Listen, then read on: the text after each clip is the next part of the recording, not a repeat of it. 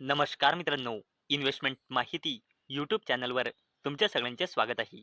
तर मित्रांनो, आजच्या व्हिडिओमध्ये आपण अशा 4 पब्लिक सेक्टर बँक कंपनीजबद्दल बोलणार आहोत, ज्यांनी आपले फायनान्शियल इयर 2026च्या क्वार्टर 3चे बिझनेस अपडेट डिस्क्लोज केले आहे. तर चला बघूया कोणत्याही या 4 पब्लिक सेक्टर बँक कंपन्या आणि कसा आला आहे या कंपन्याचा फायनान्शियल इयर 2026च्या क्वार्टर 3चा business update.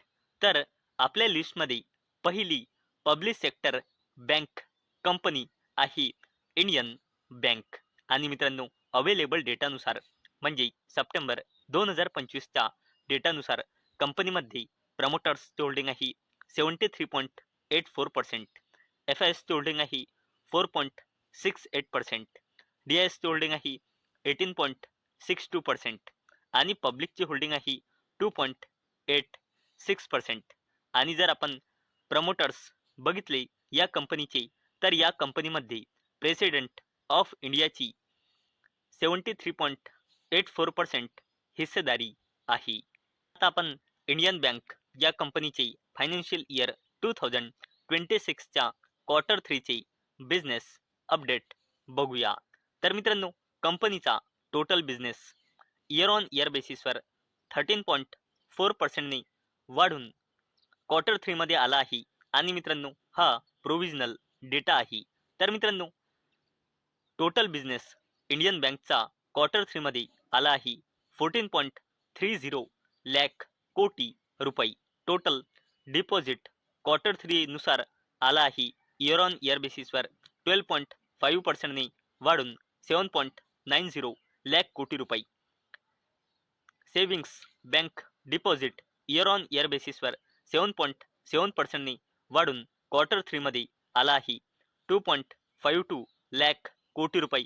Current account deposit year on year बेसिसवर 19.4%ने वाढून आला आहे 0.43 लाख कोटी रुपये. कासा पर्सेंट डोमेस्टिक क्वार्टर 3 मध्ये आहे 39.02%. Gross advances year on year बेसिसवर 14.5%ने वाढून क्वार्टर 3 मध्ये आला आहे 6.40 लाख कोटी रुपये. रॅम म्हणजे retail agriculture MSME domestic year on year बेसिसवर 17%ने वाढून क्वार्टर 3 मध्ये आला आहे 3.92 लाख कोटी रुपये. आणि मित्रांनो, हा डेटा होता इंडियन बँकचा फायनान्शियल इयर 2026च्या क्वार्टर 3चा बिझनेस अपडेटचा. आणि मित्रांनो, आपल्या लिस्टमध्ये second public sector bank company आहे बँक ऑफ इंडिया. आणि जर आपण या कंपनीचा पूर्ण शेअर होल्डिंग पॅटर्न चेक केला, तर अवेलेबल डेटानुसार म्हणजे सप्टेंबर 2025च्या डेटानुसार कंपनीमध्ये प्रमोटर्सचे होल्डिंग आहे 73.38%, एफआयएसचे होल्डिंग आहे 4.24%, डीआयएसचे होल्डिंग आहे 15.63% आणि पब्लिकची होल्डिंग आहे 6.76%. आणि जर आपण बँक ऑफ इंडियाचे प्रमोटर्स बघितले, तर या कंपनीमध्ये प्रेसिडेंट ऑफ इंडियाची हिस्सेदारी आहे 73.38%. चला आता बघूया बँक ऑफ इंडियाचा फायनान्शियल इयर 2026च्या क्वार्टर 3चा बिझनेस अपडेट.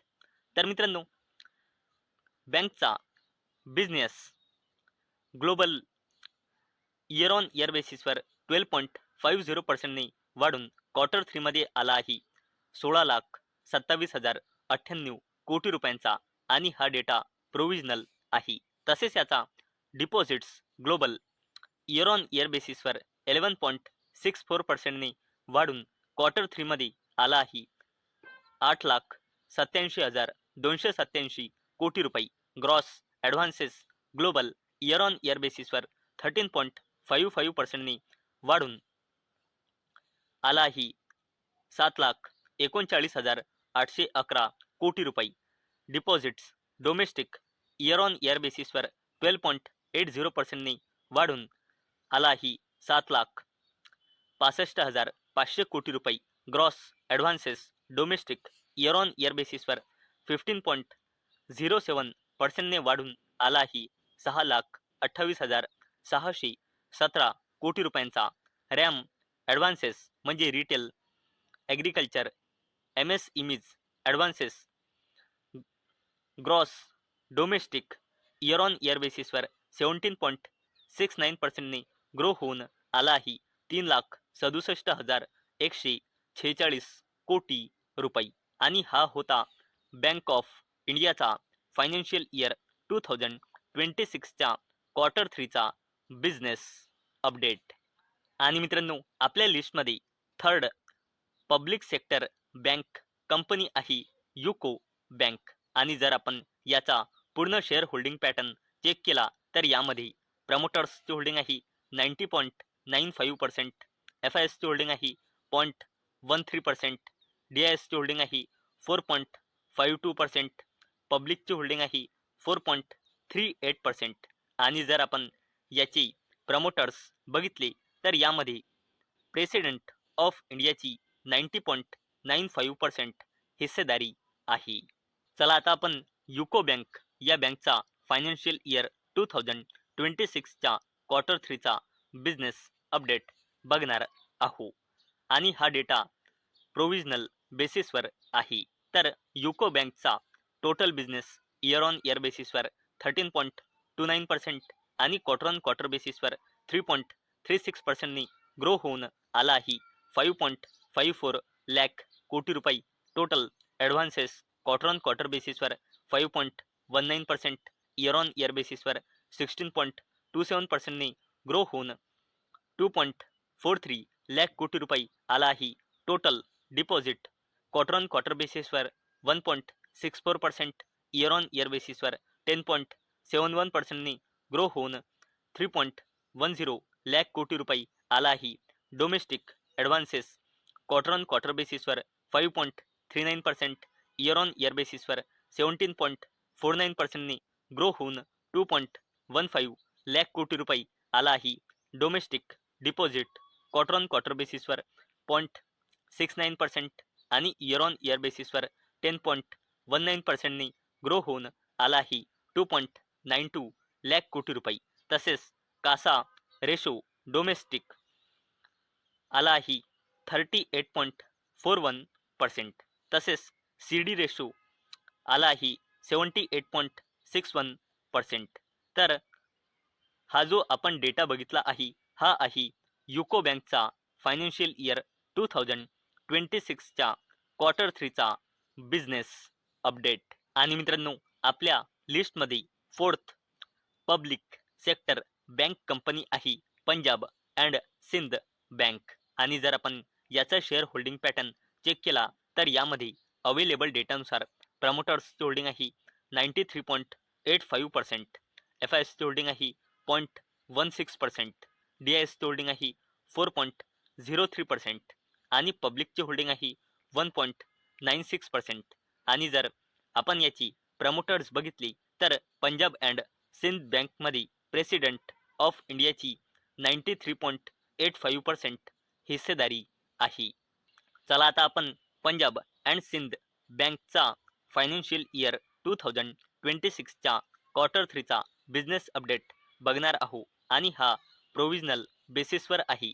तर पंजाब अँड सिंध बँकचा total business quarter on quarter बेसिसवर 3.49%, इयर ऑन इयर बेसिसवर 11.84%नी ग्रो होऊन आला आहे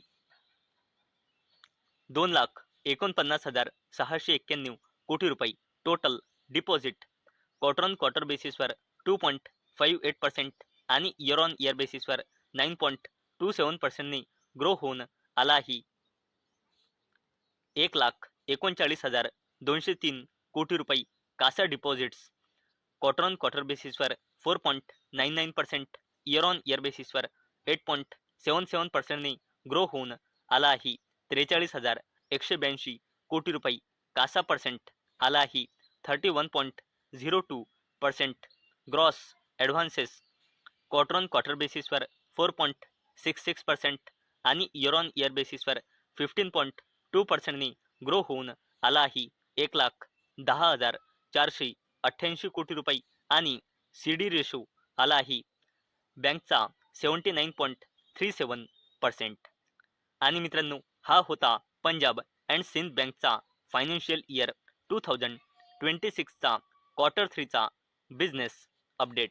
तर मित्रांनो, आजच्या व्हिडिओमध्ये आपण जबरदस्त 4 पब्लिक सेक्टर बँक्सचे फायनान्शियल इयर 2026च्या क्वार्टर 3चे बिझनेस अपडेट बघितले आहे. आणि मित्रांनो, मला अपेक्षा आहे आजचा आपला व्हिडिओ तुम्हाला इन्फॉर्मेटिव्ह वाटला असेल. तर मित्रांनो, जर तुम्हाला हा व्हिडिओ इन्फॉर्मेटिव्ह वाटला असेल तर या व्हिडिओला लाईक करा आणि चॅनलला सबस्क्राईब करा. आणि मित्रांनो, आजचा आपला व्हिडिओ फक्त आणि फक्त एज्युकेशन पर्पजसाठी बनवलेला आहे.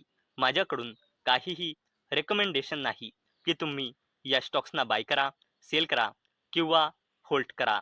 तर चला भेटूया नेक्स्ट व्हिडिओमध्ये. तोपर्यंत टाटा, बाय बाय.